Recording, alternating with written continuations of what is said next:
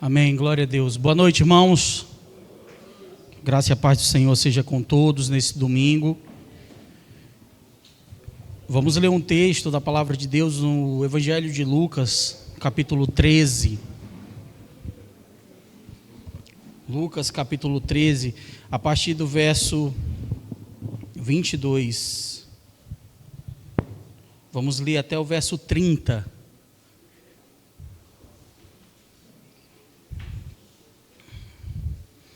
A versão que eu vou ler é a versão NAA. Se você vai ler pelo aplicativo, você consegue também mudar a versão para a nova Almeida atualizada. Lucas, capítulo 13.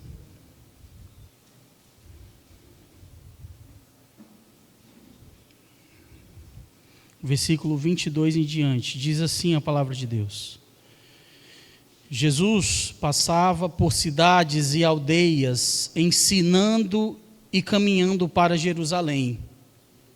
Então alguém lhe perguntou: Senhor, são poucos os que são salvos? Jesus então respondeu: esforcem-se por entrar pela porta estreita, pois eu afirmo que muitos de vocês procurarão entrar, mas não conseguirão. Quando o dono da casa se tiver levantado e fechado a porta, e vocês do lado de fora começarem a bater dizendo: Senhor, abra a porta para nós, ele responderá: não sei de onde vocês são. Então vocês dirão: comíamos e bebíamos com o Senhor. Além disso, o Senhor ensinava em nossas ruas. Mas ele dirá a vocês: não sei de onde vocês são. Afastem-se de mim, vocês todos que praticam o mal. Ali haverá choro e ranger de dentes, quando vocês virem Abraão, Isaque e Jacó, e todos os profetas no reino de Deus, mas vocês lançados fora. Muitos virão do Oriente e do Ocidente, do Norte e do Sul, e tomarão lugar à mesa no reino de Deus. Porém, de fato, há últimos que serão primeiros, e primeiros que serão últimos. Vamos orar. Senhor, muito obrigado pela Tua palavra, Pai, que é lâmpada, que é luz para as nossas vidas. Que a Tua palavra penetre no nosso coração como uma semente, e que essa semente produza frutos, Pai, germine em terra boa. Livra-me, Senhor, de mim mesmo nesse altar. Fala aos nossos corações, em nome de Jesus. Amém. Amém, irmãos. Irmãos, esse texto da palavra do Senhor, listado aqui no Evangelho de Lucas, fala um pouquinho de verdades que eu e você precisamos entender nos dias de hoje. Refletindo, irmãos, esses dias, olhando para o mundo que vivemos, a gente percebe que a gente vive em ciclos de eras, né? Veio a era industrial, veio a era tecnológica, a era moderna, tem o modernismo, o pós-modernismo, e aí para os estudiosos conhecem mais do que eu. Mas é interessante a gente pensar que no meio dessas eras existem formas de pensar diferente. Muda-se os tempos, muda-se as eras, e parece que o mundo passa a enxergar de forma diferente.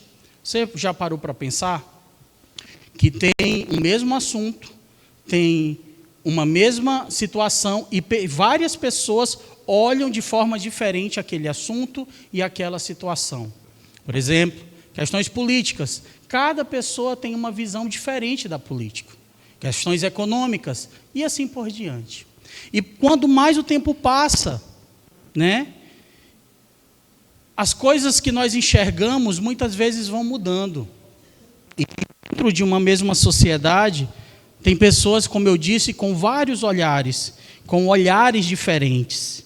E o que eu quero que a gente perceba é que, às vezes, quando nós olhamos para um texto, lemos o texto e, às vezes, temos interpretações diferentes daquilo que está escrito. Mas a verdade é que o texto, ele só expressa uma verdade. Ele não tem mais de uma interpretação. E nós precisamos orar a Deus e falar: Senhor, me diz o que a Tua palavra está me ensinando. Mas às vezes, irmãos, temos lentes de óticas diferentes, não só para o mundo, como também para o reino de Deus. O Evangelho, ele deveria ser a lente, né, pela qual nós analisamos tudo. A Bíblia, ela deveria ser a lente que fica na frente dos nossos olhos, pela qual nós analisamos tudo ao nosso redor. Porque a palavra é uma só. Mas às vezes somos em viés, temos vieses, né? Temos raízes que nos levam a olhar para a mesma situação de forma diferente que o outro. Um exemplo disso, lembra daquela passagem que falava de um cego, que nasceu cego? Não sei se você lembra. Aí os discípulos olham para Jesus e perguntam assim, ó, Senhor, quem pecou? Ele ou o pai dele? Ou os pais dele? Para que ele pudesse nascer cego? Aí o que Jesus responde? Opa, nem ele, nem os pais dele. Isso aí aconteceu para que se manifeste a glória de Deus. Agora veja, os discípulos não conheciam o cego, não estavam perto do cego, não andaram com o cego, mas eles já deduziram algo. Senhor, quem pecou? Já jogaram algo, já levantaram algo que talvez culturalmente tinha essa cultura, né? Que o pecado é uma descendência, né? Falava-se isso no Velho Testamento. Então o judeu tinha essa cultura, que o pecado passaria de geração. Mas, irmãos, a ótica, a cultura, a crença deles, mesmo sem ver o cego, Jesus mostrou uma outra ótica daquilo, é que às vezes nos faz ter ideias sobre textos, com uma série de crenças que nós já trazemos e acumulamos durante a vida. Por isso, muita gente olha para o reino de Deus, e escute isso, muita gente olha para o reino de Deus e confunde como o reino dos homens. Por isso que o texto que nós lemos fala um pouquinho sobre isso.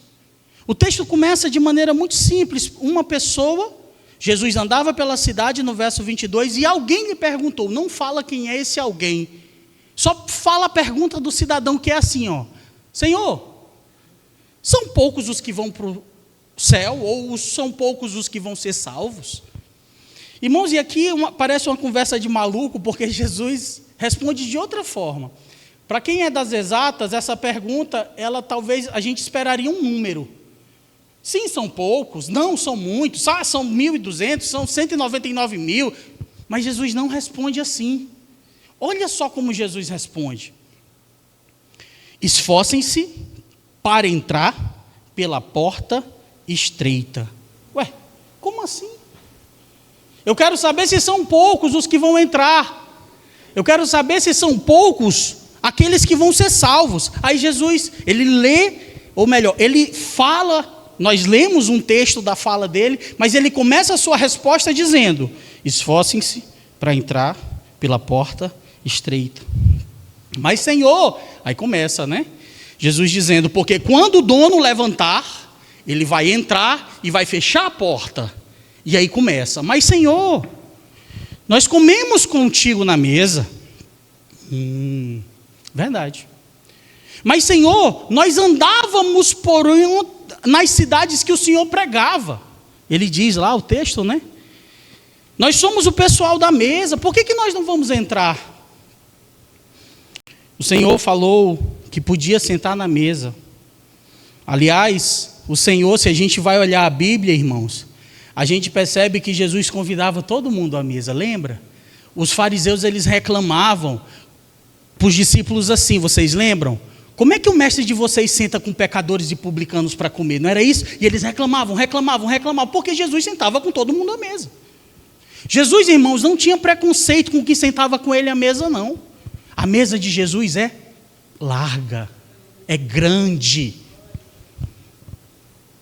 Mas só que nesse texto aqui, algumas pessoas que sentaram à mesa com ele, não entraram. E eu queria refletir com vocês nesses 30, 40 minutos aqui, sobre essa fala de Jesus. O Senhor permitiu que sentássemos, as pessoas sentaram à mesa, o Senhor ensinou nas nossas ruas, está aqui no verso 25, quando o dono da casa estiver levantado e fechado a porta, e vocês do lado de fora começarem a bater, dizendo, Senhor, abra-nos a porta. Ele vai responder: não sei de onde vocês são. E no 26, então vocês dirão: comíamos e bebíamos com o Senhor. Além disso, o Senhor ensinava nas nossas ruas. E sabe o que Jesus responde? Irmãos, a resposta de Jesus é pesada. Vamos refletir. Primeiro ele diz: esforce para entrar pela porta estreita. Aí depois o povo questiona porque não entrou. Aí ele responde assim: eu não conheço vocês. Vocês que praticam a iniquidade. Na versão que eu li fala que praticam o mal. Irmãos, Jesus pegou pesado, mas é a fala verdadeira. Mas eu sentei na mesa, Senhor. Mas eu estava lá quando o Senhor estava pregando. E Jesus falou: mas eu não conheço vocês. Iniquidade, irmãos, algo de dentro de nós. Mal, praticam mal, algo que às vezes nasce dentro de nós. Vou dar um exemplo. Subindo aqui, né, eu não sou tão pequeno. E aí a gente sobe por essa escadinha, o louvor desce. Aí subindo sem querer eu topo com o Rickson aqui. Cadê o Rickson? O Rickson já anda de muleta, né? Se eu topar na tua muleta e tu cair, Rickson, eu vou ficar extremamente constrangido e envergonhado, porque eu não queria lhe derrubar. Vamos supor que aconteceu um acidente. Tu já está andando assim, ruim. Aí eu subo, você está descendo, aí sem querer a gente tropeça e eu te derrubo. Eu vou lhe pedir perdão, pelo amor de Deus, tomara que eu não tenha machucado esse homem mais do que ele já está. E aí eu vou ficar aperreado, vou ficar angustiado, vou chamar alguém para me ajudar a levantar o Rickson e a gente vai descer e sentar ele ali. Aconteceu um acidente, aconteceu algo que eu não queria, aconteceu algo que eu não esperava. Ele subiu, ele caiu, eu pedi perdão, eu queria comprar já um gelol para ele, eu queria resolver, porque não era a minha intenção machucar o meu irmão. Mas aquilo que eu fiz não representa o que eu sou. Aconteceu algo, mas não representa o que nós somos. A gente fica preocupado, achando que talvez o Rickson vai achar que, poxa, por que ele fez isso? Será que... Mas vamos supor uma outra situação. Eu não gosto do Rickson. No meu coração, um exemplo, supomos que eu não gosto do Rickson, eu subo aqui a escadinha e acontece a mesma cena. Eu tropeço com ele e ele cai. A minha reação vai ser a mesma. Eu vou pedir perdão, eu vou falar: meu Deus, tomara que ele não tenha se machucado, mas lá dentro eu não gosto dele. Porque na verdade, irmãos, externamente nada mudou. Externamente eu vou fazer a mesma situação, a diferença é a iniquidade que há dentro de mim, por eu não gostar dele. A iniquidade é a vontade de fazer o que é mal, é a vontade de cometer burradas, de fazer o que é carnal, é a doença, irmão. A iniquidade é uma doença carnal, que me traz prazer a fazer o que é ruim, a fofocar, a desejar o que não é meu, a invejar o que não é meu. A iniquidade é o ódio e vontade de vingança. A iniquidade, irmãos, muitas vezes nos controla. E Jesus olha para aqueles homens e fala nesse texto que lemos: não conheço vocês que praticam a iniquidade.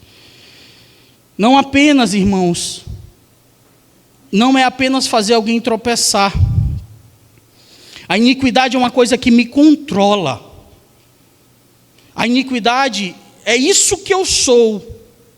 A iniquidade não tem parte com Cristo. Eu não posso ser de Cristo e ser da iniquidade. Por isso que eu entendo, ou melhor, eu não entendo que o Evangelho, o anúncio do Evangelho, seja apenas para denunciar pecado. Escute isso que eu vou lhe dizer.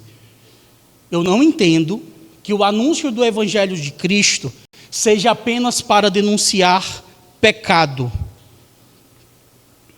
Porque o Evangelho é isso, a gente tem que pregar contra pecado, mas não só isso. O Evangelho não é anúncio do pecado, o Evangelho é anúncio da boa nova. O Evangelho é anúncio da boa nova. Os pecados que nós cometemos, a iniquidade, nós sabemos que são pecados, irmãos. É interessante isso. Se eu falar que aquilo que você faz ou que eu faço é pecado, impedisse a gente de pecar, a gente não pecaria.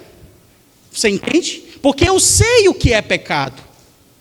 Se você sabe, não é porque alguém lhe diz que é pecado, que você vai parar de pecar. Por isso que a gente não tem lista de regras aqui, ó. E o pastor Breno falou hoje de manhã, eu não vou dar lista para vocês, né, de por que separar, né, sobre o divórcio. Porque não é questão de listas. O evangelho, ele não se trata de falar que isso é errado e isso é certo, muito embora o cristianismo, ele tenha moral e ética, e lisura no comportamento. Mas é mais profundo que isso. O que eu quero dizer é que o que faz você parar de pecar não é alguém dizer para você que você está pecando. Não é.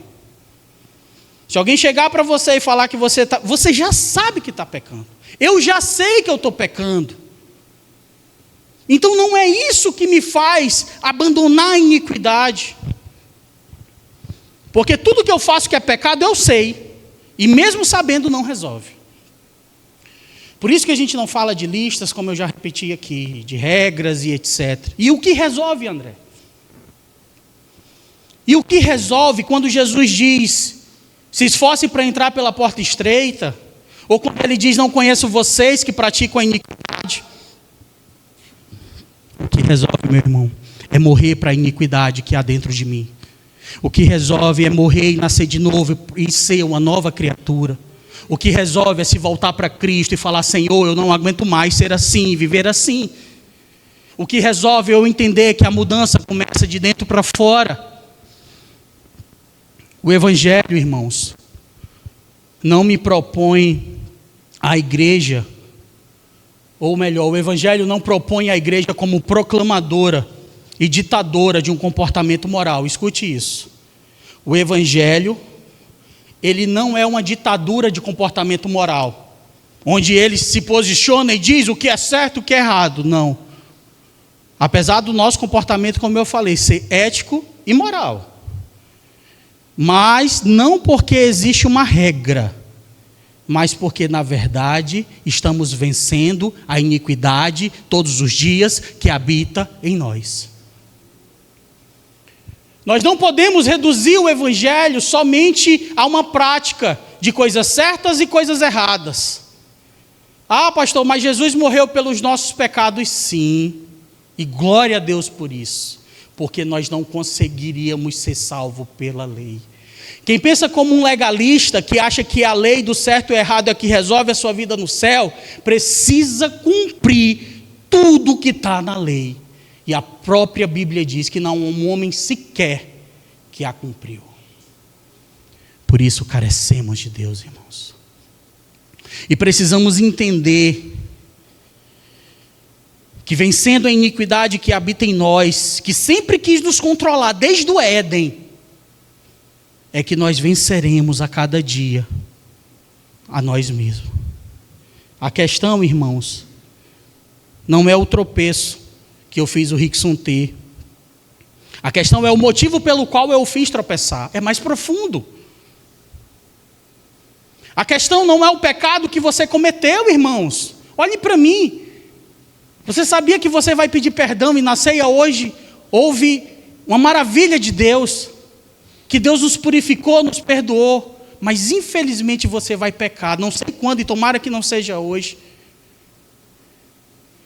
Mas olha, a questão não é o pecado que você comete, mas por que você comete. Meu Deus, será que eu estou nascido de novo mesmo? Será que eu estou igual Nicodemos procurando Jesus pelas madrugadas para ninguém me ver e querendo saber como é que é? Porque eu te fiz tropeçar.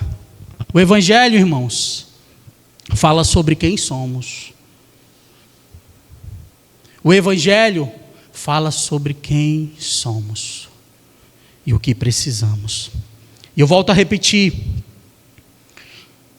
Aqueles homens falaram, mas estávamos contigo à mesa. A mesa de Jesus é grande, irmãos. O abraço de Jesus é largo. Vinham, né? Venham, ele chama. Ele manda chamar todo mundo para ir para a sua mesa. Por isso que perguntaram a Jesus: Jesus, serão poucos salvos? Era como se Jesus tivesse falado assim, ó: agora, isso aí é com vocês. O que eu posso dizer para vocês, se vão ser muitos ou poucos, é: se esforcem para entrar pela porta estreita. Jesus estava falando: agora é com vocês, agora é conosco. Isso agora não é mais nem comigo. Irmãos, vivemos numa sociedade preconceituosa, vivemos numa sociedade que julga as pessoas, que julga todo mundo pela sua forma de se vestir, se falar. Julgamos pelo credo, pela cor, pela raça. A sociedade é assim. Mas Jesus não tem preconceito com absolutamente ninguém, com nada. Pode vir todas as pessoas e podem sentar todo mundo à mesa, do teu jeito. Eu vou já mostrar na Bíblia isso para vocês.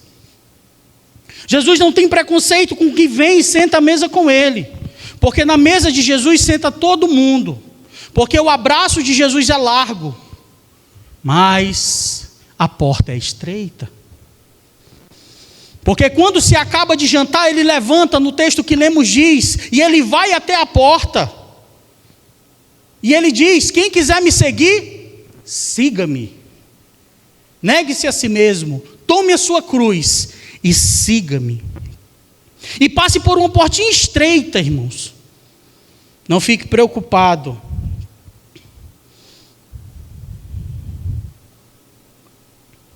Não se preocupe sobre o que Jesus pensa sobre você. Jesus não vai te expulsar da mesa, irmão. O importante é o que você pensa de você mesmo. Como você se vê diante dele. Quando ele levantar dessa mesa e eu segui-lo para entrar pela porta, será que eu entrarei? E isso é muito pessoal e individual. Eu preciso olhar para mim e fazer essa análise. Os sãos, lembram? Não precisam de médico. Mateus capítulo 9, versículo do 9 ao 13. Deixa eu abrir esse texto rapidamente. Mateus 9, versículo do 9 ao 13. Quando Jesus saiu dali, viu um homem chamado Mateus sentado na coletoria e disse: siga-me. Ele se levantou e seguiu. E estando Jesus aonde? Estando Jesus aonde? Pode avançar. Vendo, volta. Estando Jesus à mesa, no verso 10. E aconteceu que enquanto Jesus estava em casa, reclinado à mesa, muitos publicanos, muitos pecadores vieram e tomaram lugar na mesa. Olha que interessante. E tomaram lugares com Jesus e seus discípulos. Vendo isso, os fariseus perguntavam aos discípulos de Jesus: ué, por que o mestre de vocês come com publicanos e com pecadores? Mas Jesus, ouvindo isso, lhe disse: os sãos não precisam de médico, e sim os doentes. Vão e aprendam o que significa: misericórdia quero e não sacrifício, pois não vim chamar justos, e sim pecadores. Agora olha aqui para mim. Os fariseus estavam questionando os discípulos por que Jesus sentava com publicanos e pecadores, amém? Jesus responde para aqueles homens, sabendo que eles estavam conversando, o seguinte: os sãos não precisam de médico. Jesus estava falando de quem? Dos fariseus que estavam reclamando, como se os fariseus fossem sãos. Os sãos, vocês aí que são sãos, não precisam de médico. Agora eu pergunto para você, você responda com sim ou não. Os fariseus eram sãos, espiritualmente falando, sim ou não? Não. Mas Jesus ele estava mostrando aqui a hipocrisia deles, falando: olha, vocês que se acham sãos, não precisam de médico. Eu não vim chamar justos, mas eu vim chamar pecadores. Os fariseus eram justos diante de Deus? Absolutamente não. Mas por que Jesus respondeu assim? Porque Jesus sabia que os fariseus não se viam pecadores, não se viam que precisavam da mesa, não se viam que precisavam estar perto de Cristo, você entende? Por isso que o evangelho é de como eu me vejo diante dele. Ah não, pastor, eu não peco não, eu me vejo muito bom, eu sou bom. Na verdade eu só é bom demais. Eu sou tão bom que eu nem sei como é que eu consigo ainda, ó. Irmão, cuidado. A forma que nós nos vemos nos fala diretamente de como será o nosso relacionamento com Deus. Todos os dias o apóstolo Paulo falava: eu esmurro o meu corpo para não ser condenado naquilo que prego. Eu esmurro o meu corpo, não literalmente, mas talvez ele se sujeitava à humilhação para não ser condenado naquilo que ensinava com a sã doutrina. E irmãos, tem um outro texto que fala um pouquinho sobre isso, que é o de Lucas 19, da história de Zaqueu. Vamos ler rapidamente Lucas 19, capítulo 1. Lucas 19, capítulo 1. Olha só como esse texto é maravilhoso. Diz assim: entrando em Jericó, isso é mais um texto que fala de mesa, de sentar à mesa e etc. Entrando em Jericó, Jesus atravessa a cidade. Eis que um homem rico chamado Zaqueu, chefe dos publicanos, procurava ver quem era Jesus, mas não podia por causa da multidão, por ele ser de pequena estatura. Então, correndo adiante, subiu no sicômoro, a fim de ver Jesus, porque ele havia de passar por ali. Quando Jesus chegou àquele lugar, olhando para cima, disse: Zaqueu, desça depressa, porque hoje prefiro ficar na sua casa. Zaqueu desceu depressa e o recebeu com alegria. Todos que viram isso, mais uma vez, murmuravam, dizendo que Jesus tinha se hospedado na casa de um homem pecador. Zaqueu, por sua vez, se levantou e disse ao seu senhor: Senhor, vou dar metade dos meus bens aos pobres, e se extorquir alguma coisa de alguém, vou restituir 4 vezes mais. Então Jesus lhe disse: hoje houve salvação nesta casa, pois também este é filho de Abraão, porque o Filho do Homem veio buscar e salvar o perdido. Quando Jesus chama Zaqueu e vai até a casa dele, há aquele clássico questionamento. Zaqueu, irmão, mas ele era publicano. Aliás, ele era chefe dos publicanos. Ele é um cara rico, mas pensa num cara rico. Porque se os publicanos cobravam além do que era devido por Roma, além do que era devido, ele cobrava em cima do imposto do suborno. Então todos os publicanos davam para ele. Então o cara era muito rico. E aí, alguma coisa estava incomodando Zaqueu. Alguma coisa dentro de Zaqueu estava incomodando ele. Lembra que é de dentro para fora? Aí ele decide subir numa árvore, e a história você conhece. E aí Jesus olha para o camarada e diz: Zaqueu, eu quero hoje pousar na sua casa. E aí começa aquele murmurinho daquela pessoa. Rapaz, Jesus aí, o chefe do publicano. O publicano, ele faz extorsão do judeu. Ele cobra aqui do humilde, além do que é devido. Como é que Jesus vai para a casa desse camarada? Todos questionaram. Talvez Zaqueu poderia sair chancelado, viu? Ele foi para minha casa, ó. Ele foi para minha casa e não foi para a tua, que é o santão. Eu, então, vou continuar vivendo a minha vida. Mas, irmãos, o texto não diz isso. O texto diz que Jesus chega na casa, Zaqueu chega. Talvez tinha um banquete ali muito bonito, tinha muita gente à mesa, e aí Zaqueu calado, olha aqui para mim, eu imagino Zaqueu fazendo as contas na cabeça, matematicamente falando: meu Deus, eu roubei fulano, eu roubei ciclano, eu vou falar, eu não posso viver com isso, eu vou falar, eu não quero isso mais para mim, eu não quero essa iniquidade dentro de mim, eu vou dar metade do que eu tenho. Assim, ele pensando com ele mesmo, algo dentro dele massacrando Zaqueu. Algo dentro dele incomodando Zaqueu, porque a mudança começa de dentro. E ali, quando estava aquela fofocada ali: olha, Zaqueu não presta, como é que Jesus... Zaqueu se levanta. E ele diz: Senhor, metade dos meus bens eu vou vender e vou dar aos pobres. E se eu roubei alguém, eu vou devolver 4 vezes mais. E aí Jesus: opa, calma aí. Você veio, você sentou à mesa, mas aconteceu algo diferente aqui. Aí Jesus, ele diz: hoje houve salvação nessa casa. Hoje houve porta estreita. E sabe o que é mais bonito, irmãos? Lembra, a mesa de Jesus é larga. O abraço de Jesus é largo. Zaqueu não se aguentou, sentou à mesa, Mas sabe o que é mais interessante? Olha aqui para mim. Jesus ele não entrou acusando Zaqueu. A Bíblia não diz que Jesus entrou assim com as tábuas da lei na cara de Zaqueu, assim: Zaqueu, eis que te digo, tu tens extorquido e roubado do povo, muda agora, homem, para que você possa... Jesus não falou isso, irmãos.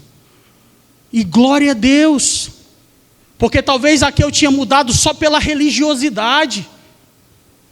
Jesus não falou o que Zaqueu deveria fazer naquele momento. Jesus entrou na casa de Zaqueu, não entrou com tábuas da lei na cara do homem, dizendo para ele que ele era desonesto e tudo mais. Porque, irmãos, o que é a lei? A lei é uma pressão de fora para dentro. A lei é o seguinte: ela te diz só pode ir até aqui, e tu não pode passar dela, porque se tu passar tu vai ser punido a rigor da lei. A lei diz que tu só pode ir até aqui. A lei te orienta que tu deve ir aqui. E eu, como um bom seguidor da lei que sou, sigo pelo que a lei diz. Ah, mas quando ninguém está vendo, eu posso ali fazer alguma coisa. Quero ir para cá, quero ir para lá, mas a lei não deixa. Sou obrigado a andar na linha, senão vou ser punido. O Evangelho de Cristo, irmãos, se a lei é uma pressão de fora para dentro, escute isso. O Evangelho de Cristo é uma pressão de dentro para fora. O Espírito Santo de Deus que começa a boa obra na tua vida de dentro para fora. De dentro para fora. De dentro para fora. Ele te incomoda, irmão. Ele transforma a nossa vida, irmão. O Evangelho de Cristo. E o que Jesus propõe? Você lembra Jeremias 31, versículo 33, diz assim: mas esta é a aliança, isso há alguns séculos antes de Cristo, mas esta é a aliança que farei com a casa de Israel depois daqueles dias, diz o Senhor: porei a minha lei no seu interior e as escreverei no seu coração, e serei o seu Deus e eles serão o meu povo. Jeremias, usado por Deus, não quer mais leis em tábuas, em regras, que nós temos pressão de fora para dentro. Ele quer escrever dentro do teu coração. Ele quer escrever com o sangue dele dentro do teu coração. Ele quer te mudar de dentro para fora. Ninguém, irmãos, nos obriga a nada. Ninguém me obriga a sentar à mesa de Cristo. Mas eu quero lhe dizer que tem lugar para todos. Agora, você tem que lutar contra você mesmo. Negue-se a si mesmo. Tome sua cruz e siga Jesus pela porta estreita. A porta não tem inclusão, não tem exclusão, não tem conceitos e nem preconceitos. Mas a porta tem decisão. A porta é estreita. Não passa a minha arrogância, não passa o meu ego, não passa os meus pensamentos impuros, não passa nada. Só passa o Filho de Deus e a Filha de Deus que confia no Cordeiro e no Leão. Esse passa. Aquele que é justificado pela fé. Porque o justo viverá pela fé. Aquele que acredita que pela graça sois salvos mediante a fé. Isso não vem de vós, é dom de Deus. Aquele que confessa o Senhor como o único Senhor e Salvador da sua vida. Aquele que crê que Ele é suficiente e que não precisa se vender para o mundo e para o pecado e para a iniquidade. A mesa é larga, o abraço é largo, mas o caminho é estreito. E Ele não nos obriga a segui-lo. Mas Ele chama. Quem quiser, vinha após mim. Tem um filme muito interessante. Já ouviu falar naquele filme Prenda-me se for capaz? É bem legal. Tom Hanks e Leonardo DiCaprio, eles, um é policial e o outro é um bandido. E parece que é baseado em fatos reais. Esse bandido fugiu a vida toda dando golpe. No final do filme, ele é chamado para trabalhar para o governo dos Estados Unidos, em custódia, verificando cheques falsificados, né? Para quebrar ali algumas quadrilhas. E ele tenta fugir. Final do filme. Aí o Tom Hanks encontra ele no aeroporto. É muito interessante isso. E ele fala para ele: olha, eu vou fugir. De novo. E ele diz: o que te impede? Tu está vendo policial ao redor de ti? Eu estou aqui desarmado. O problema sempre foi você. Se você quiser continuar essa vida. Aí ali ele não foge, volta aí. Irmãos, Jesus não nos obriga a nada. Nós somos livres para fazer uma escolha. Mas aí a gente pode entrar, você pode estar pensando, mas pastor, existe um estudo teológico chamado soteriologia, que é o estudo da salvação. Esse estudo tem duas vertentes, vertente arminiana e calvinista. Daqueles que escolhem ser salvos e daqueles que são escolhidos já. Mas eu não quero entrar nisso. Eu quero entrar no que Jesus está dizendo. E Jesus, irmãos, disse que nós precisamos nos esforçar para passar pela porta estreita. E eu acho que quando ele diz que a gente deve nos esforçar, é porque a gente tem que tomar uma decisão de querer passar pela porta estreita. A questão não é se você está sentado à mesa. A questão é que se Cristo, que está à mesa junto com você, está dentro de você.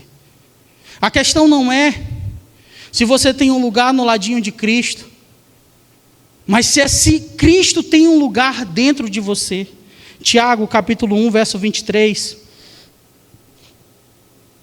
diz assim: porque se alguém é ouvinte da palavra e não cumpridor, é semelhante ao homem que contempla o seu espelho no rosto natural, porque contempla a si mesmo e vai-se logo se esquece como era. Aquele, porém, que atenta bem para a lei perfeita da liberdade, e nisso persevera, não sendo ouvinte, mas fazedor da obra, esse tal será bem-aventurado no seu feito. No verso 25 diz: mas o homem que observa atentamente a perfeita lei da liberdade. Interessante que lei e liberdade não casam muito na mesma frase, irmãos. Não é verdade? A lei, ela te oprime. A lei, ela te deixa ali oprimido. Mas só que a lei da liberdade é de Cristo. A palavra de Deus diz que, e Paulo fala isso, que Jesus nos salvou e nos livrou para a liberdade. A liberdade de Cristo, que ela é perfeita. Em Gálatas capítulo 5, para a liberdade foi que Cristo nos libertou. Por isso permaneçam firmes e não se submetam de novo ao jugo da escravidão. Gálatas 5:1. Irmãos, não é sobre poder ou não poder estar numa igreja. Não é sobre poder ou não estar na mesa. Não é sobre ser aceito ou não em uma comunidade. Até porque, irmãos, nós somos bem recebidos. Na mesa, quando a gente senta, Jesus fala para todo mundo: passa aqui o vinho, passa aqui o queijinho, e a gente se confraterniza. Mas não para aí. Ele diz: agora siga-me e se esforcem para entrar pela porta estreita. Ah, Senhor, mas eu comi na mesa contigo. Não, mas eu não te conheço, porque tu praticou iniquidade. Então o segredo é vencer a iniquidade dentro de mim. Todos os dias da minha vida.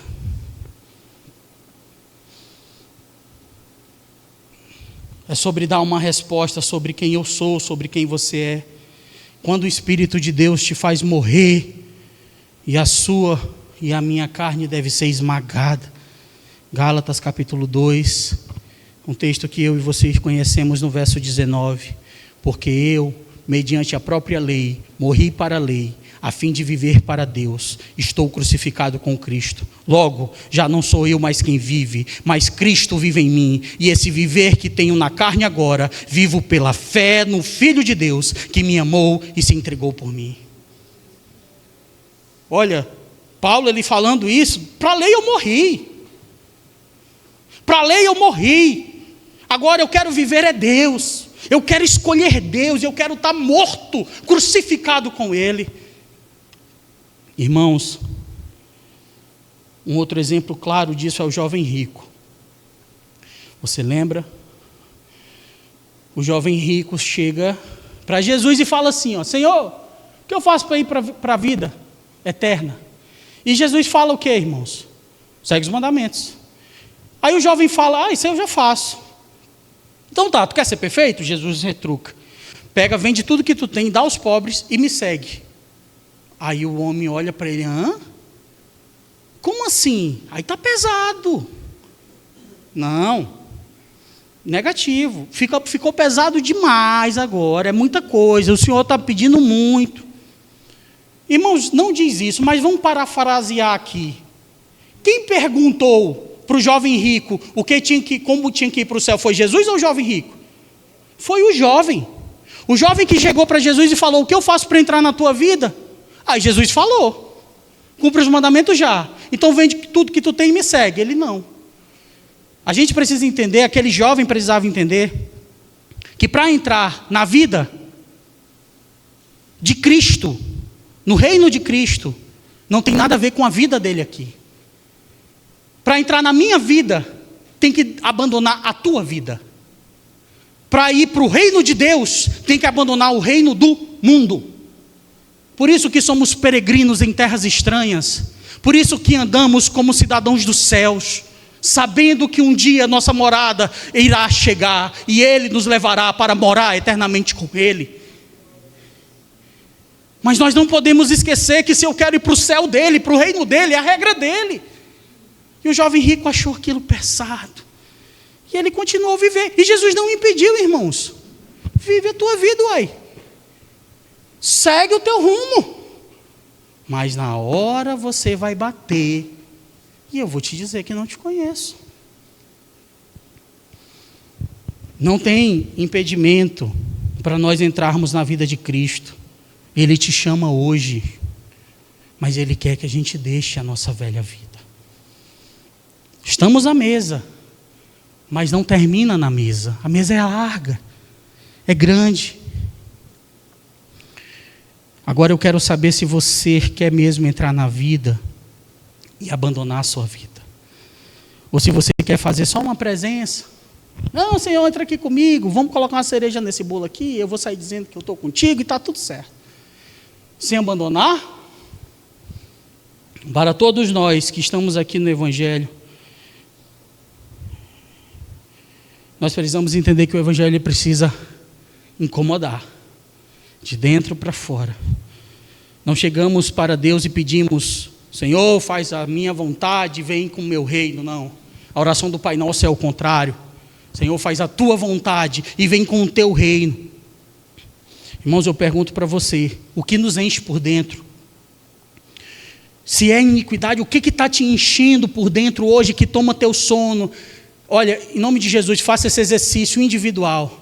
Se hoje o que enche o teu tempo, o que te enche por dentro, são coisas, preocupações, confusões, faça esse exercício e fala: Senhor, o que me encha por dentro? O Senhor, que é o Pai das luzes, seja toda boa dádiva, todo dom perfeito. O que me encha por dentro seja o teu Espírito Santo, seja a tua presença. Tem um poeta que diz, que se eu bebesse o mar, nem se eu bebesse o mar inteiro, encheria o que eu tenho no fundo. E é verdade, irmãos. Nós somos insaciáveis. O ser humano é insaciável. A gente não está contente com o que nós temos hoje. A gente não está contente com o que Deus te deu hoje. A gente sempre quer mais. E o que é um tapa na minha cara, toda vez é aquele texto do maná. O Senhor falou: pega só o do dia. E eu sou aquele cara que vai pegar o de hoje, de amanhã e depois de amanhã. Aí eu vou olhar na despensa, está tudo podre. Porque a gente não confia mais em Deus. Mas eu quero lhe dizer que o nosso Deus não mudou. Mas o reino dele, ele é muito mais, que vem de dentro para fora nas nossas vidas. Se você se preocupa só com a mesa, fique tranquilo, ele não vai te julgar. Ele convidou para ir até a casa de Zaqueu. E Zaqueu falou que ia devolver, que ia vender. E aí Jesus diz, agora aconteceu o que é mais importante aqui: a salvação. Zaqueu já tinha tudo, irmãos. Tinha status, tinha tudo o que ele queria. Mas agora aquele homem se arrependeu. Agora aquele homem, olha, o jovem rico, Zaqueu fez a mesma coisa, Só que o jovem rico perguntou, Zaqueu não perguntou. Zaqueu deixou as riquezas, o jovem rico não. Ele se arrependeu mesmo. Mas agora Zaqueu se levanta com ele e começa a andar pela porta estreita. Que bom, irmãos. que Zaqueu não esperou ninguém pedir. Ele simplesmente não quis mais aquela vida. Não quis mais brincar com aquela vida. O reino de Deus, meus irmãos, é para os rendidos. Os rendidos que te disseram, eu não quero mais. Eu não quero mais. O problema, irmãos, não é me darem o que eu quero. Escute isso, o problema é o que eu quero. Porque tudo que eu quero não é bom. Eu desejo vingança para o outro, eu desejo que o Senhor julgue a minha causa, mas eu não olho o que Deus quer para mim.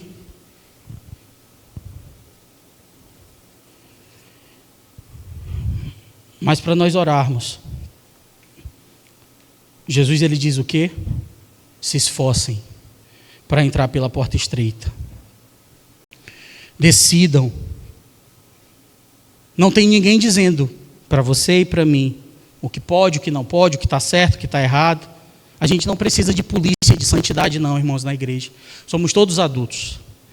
Do que a gente pode ou não fazer. Mas depois a gente não pode reclamar. Mas eu quero orar com você e dizer, Senhor, eu me nego, eu me rendo. Eu escolho o Senhor. Começa por mim. E eu quero viver a lei da liberdade. Jesus nos chamou para a liberdade, mas não use a liberdade para dar ocasião à carne, à libertinagem. Paulo também diz isso em Gálatas. Ele te coloca na mesa e ele te chama para segui-lo.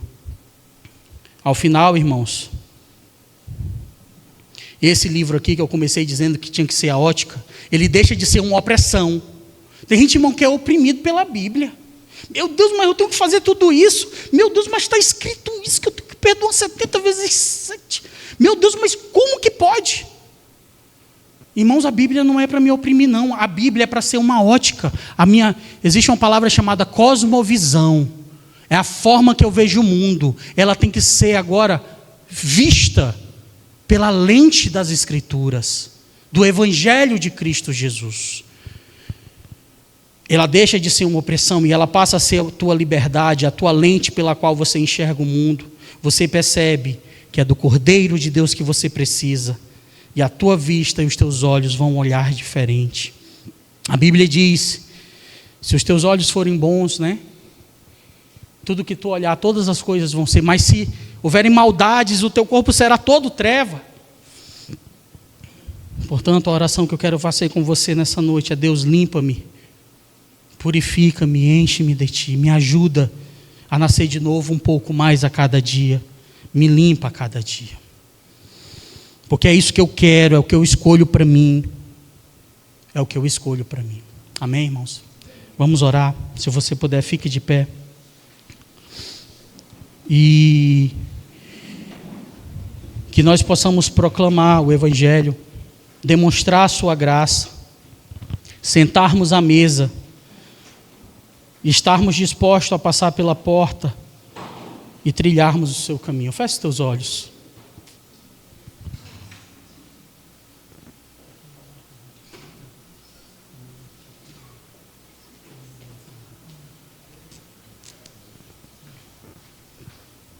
De olhos fechados, fala ao Senhor no teu coração: Senhor, que eu seja contado como aqueles que acharam graça aos teus olhos,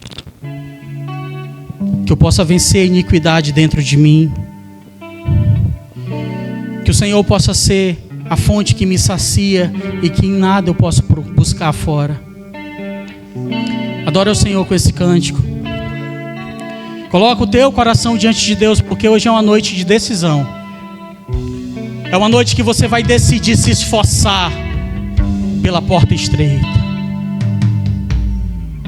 Junto ao poço estava eu, quando o homem judeu viu a sede. Coloca a tua vida diante de Deus, meu irmão, nesses minutos que falam.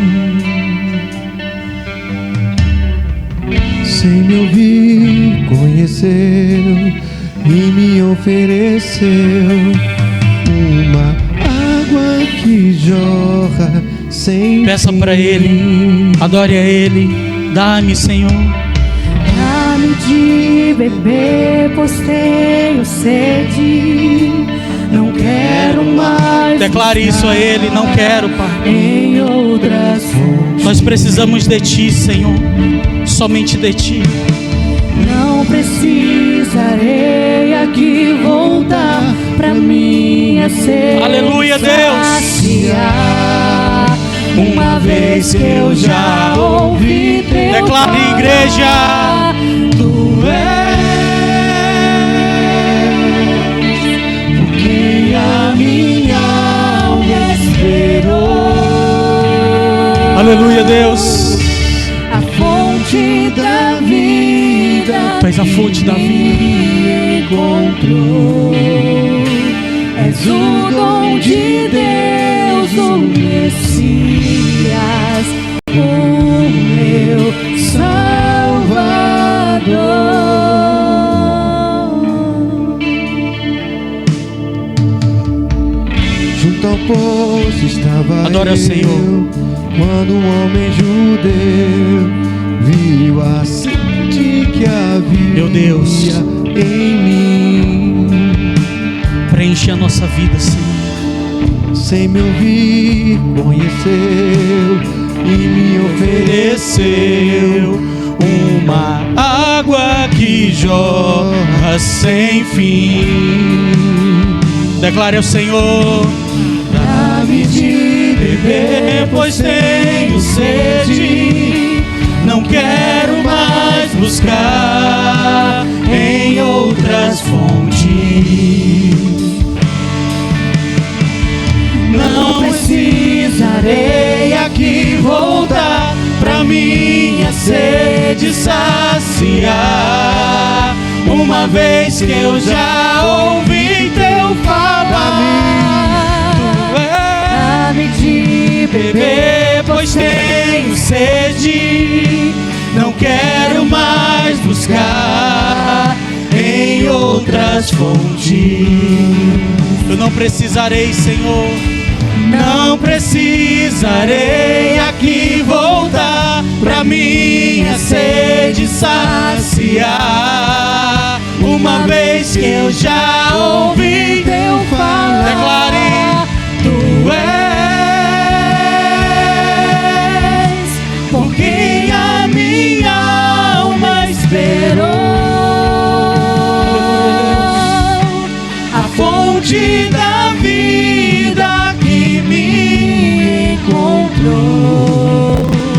És o dom de Deus, o Messias, o meu. A igreja declara: Tu és, Senhor, Tu és. Declare que a minha alma, que a minha alma esperou. Declare isso a Ele. a fonte da vida que me encontrou. Tu és o dom, Pai. És o dom de Deus, o Messias. Põe a mão no teu coração. Salva. E essa noite é uma noite de decisão, de olhos fechados e de escolha. Olha só. Talvez exista dentro de ti coisas que te impedem de se esforçar para entrar pela porta estreita. E em nome de Jesus Cristo, o Espírito Santo vai remover isso de ti.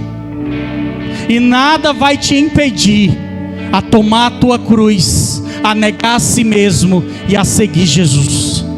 Espírito Santo de Deus, Tu que estás aqui no nosso meio, nós apresentamos a nossa vida e te pedimos, meu Deus, nos ajuda a vencer a iniquidade que muitas vezes há em nós, nos ajuda a vencer o mal que há em nós, e nos faz, Pai, pessoas como pequenos cristos, como os verdadeiros cristãos, que não são conhecidos, Pai, por ser crente, mas são conhecidos pelas atitudes de vida. Nos ajuda, Senhor, ser testemunhas aonde formos, nos ajuda, Senhor, a dar exemplo aonde formos, não porque seguimos regras e leis, Pai, mas porque porque Tu és o que a minha alma esperou e desejou, mas porque Tu és aquele que nos sacia, mas porque Tu és aquele que nos resgatou, e pela essa graça nós fomos salvos. Por isso, meu Deus, vai no coração de cada filha e filho Teu, vem no meu coração e reina em nós, reina na Tua igreja, toma de conta do nosso pensamento, vai nos casamentos, Pai, restaura os casamentos, restaura, meu Deus, os lares. A igreja começa dentro da nossa casa, que a nossa casa seja um lugar de paz, que a nossa casa seja um lugar do Evangelho de Jesus. Tira do nosso meio a iniquidade e o mal, e que possamos nos esforçar para entrar pela porta estreita, em nome de Jesus Cristo, em nome de Jesus, amém, amém. Guarda no teu coração essa palavra, e lembre-se, quando perguntaram para Jesus, serão muitos os salvos, ou melhor, poucos os salvos, ele respondeu, se esforcem. Amém, irmãos? Quantos vão se esforçar todos os dias por Cristo? Diga amém. Glória a Deus. Dê um aplauso ao Senhor em nome de Jesus. Exalte aí. Senhor, nos ajuda, Pai. Nos ajuda nessa caminhada em nome de Jesus. Amém, meus irmãos. Glória a Deus.